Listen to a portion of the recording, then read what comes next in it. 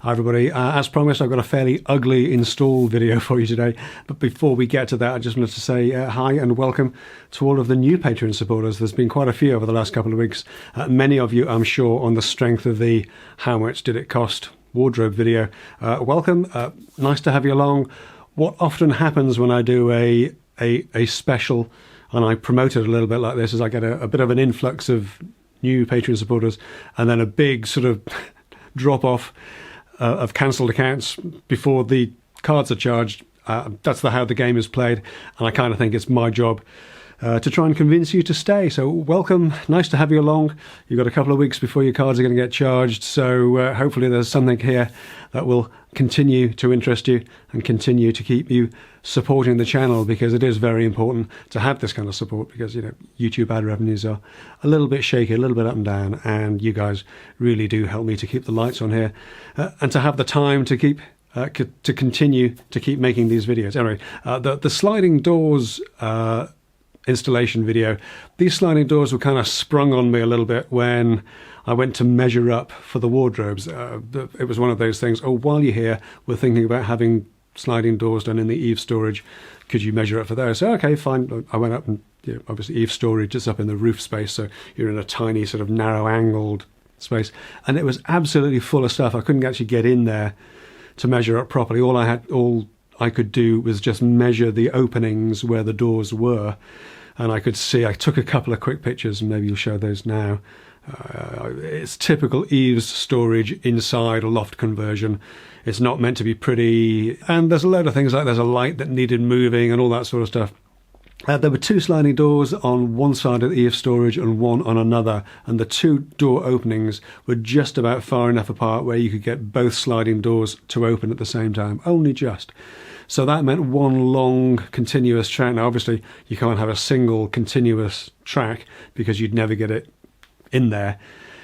So what I had to do was first of all decide what kind of track to use and then get the right sort of length. So what I chose in the end was I went for a Klug sliding door gear. It's a bit sort of budget, it's a bit sort of cheap and cheerful, from Ironmongery Direct. And the drawings that you get with it, you can get these online, they're a bit rudimentary. They're not sort of technical drawings. If you go for the Häfele version of this, they give you specific technical drawings about heights and measurements and distances.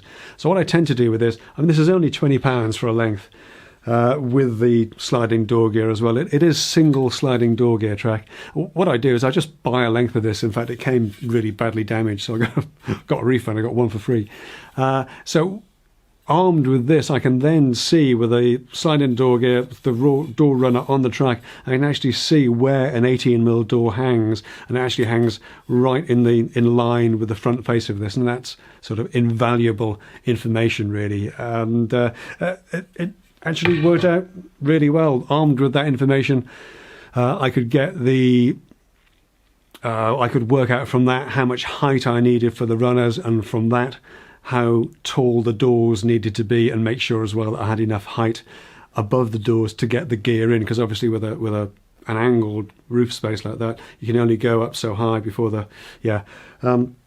this is what they call soffit hung, so it's a top hung, so the strip is fixed at the top, obviously in an angled ceiling. There's no top to speak of, so I made up a sort of a plywood L shape out of a mixture of 12 and 18mm. And again, because I had the door track already, I could work out the heights that I needed for that, and I made it the right height so it would just sit above the door openings, and that all worked out really well. I was thinking as well that if 12mm happened to be too thick, because obviously you can't get the door track any closer. You can pack it out if you need to, but you can't get it any closer into the wall than where the wall is. I was thinking that if 12mm happened to be too thick, I could actually turn it upside down. But in fact, thinking about it, I couldn't actually do that because you wouldn't be able to get the drill in again because of the angle of the ceiling. So I made up some separate strips as well in 6mm. And I figured I could swap those over if I needed to. Anyway, with all the bits cut and ready to go, I could actually get on with the install. Now I had to do these sliding doors before I did the wardrobes, because somebody was coming in. I started on the Monday, and somebody was coming in on the Tuesday night to actually stay in the room that I was doing this in. So I had to be out of there, by Tuesday evening. So I started with the install of the sliding doors first, and it was one of those really hot, sticky, uncomfortable, unpleasant days, and it didn't make me in the best of moods. So this is the kind of install that I really dislike. I'm in somebody's crawl space in their eaves storage. I'm fitting some sliding doors instead of the opening doors that I had before. And it's just unbelievably tight in terms of space. It's really dirty. It's unbelievably hot as well. And of course, because of the slope of we're in the ceiling space, in the roof space. Because of the slope of the ceiling, I can't get a screwdriver in there, so I've got to use every trick I know to do this. Anyway, just thought I'd show you a very quick and ugly side of the sort of installs that I'm doing at the minute. I so want to be out of here, I can't tell you. Anyway, enough already. I've got to press on. And press on I did. It all worked out pretty well, to be honest, with only the angle of the ceiling giving me a few headaches. Yeah, I don't use this stuff very often. Right angle driver and the stubby drill bits, but when you need them,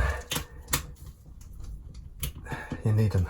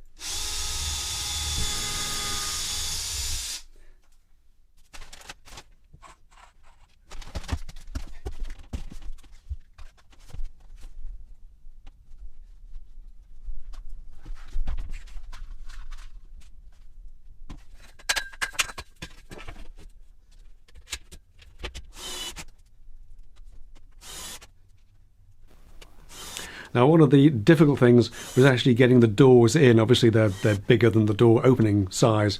And again, we had that sloping ceiling to contend with. So once they were in, I opted to leave them in and work around them.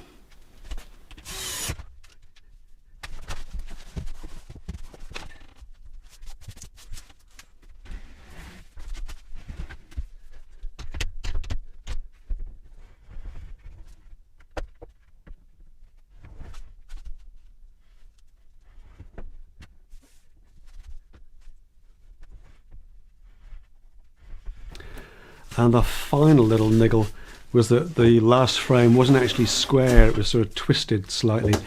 So I had to plane sections of the frame away. Obviously, you could line it up pretty well at the start of the opening frame, but as it got towards the other end, it would be binding on the top or the bottom. So I actually had to plane away sections of the top and the base as well on one of the others. And it was just as well that I had a little sort of block planed with me. They are absolutely invaluable and well worth the 20 quid or so that they cost. Anyway, that was pretty much all there was to it. The doors fitted really nicely in terms of size. I did have to change one of the 12mm plywood strips for the 6mm strips that I cut, because one of the door openings was just kicking out a little bit. The wall, the shuttering ply was kicking out a bit too far. A lot of it I could just re-screw and pull it back into the stud-work a little bit tighter, but one of them just wouldn't play nicely. So I changed it for the 6mm and all was well. But otherwise, it was all okay. Again, the clients were very happy with it, and I was very, very happy to be out of that particular space and getting on with the wardrobes. But that was it for that particularly ugly install. I hope you enjoyed it. Thanks again for all your support, and I look forward to seeing you in the next one. Take care.